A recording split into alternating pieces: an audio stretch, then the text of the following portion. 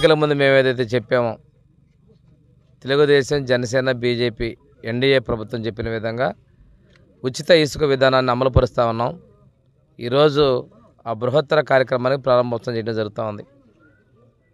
పేద ప్రజలు సుఖంగా ఉండాలి, పేద ప్రజల సొంతింటి కళలు నెరవేరాలనే లక్ష్యంతో గౌరవ ముఖ్యమంత్రి గారు ఈ ఇసుక పాలసీని తీసుకొని రావడం జరిగింది. చెప్పిన విధంగా ప్రభుత్వం ఏర్పడినటువంటి నెల రోజుల లోపలే ఈ ఉచిత విధానాన్ని మేము అమలులో తీసుకొచ్చాం.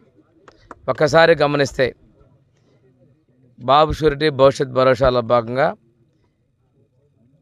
ఎన్టీఆర్ భరోసా పెన్షన్ని 1000 పెంచి 4000 చేసాం నెల రోజుల లోపల. రెండో కార్యక్రమంగా ఉచిత ఇసుక అమలు తీసుకొని రావడం జరుగుతూ ఉంది.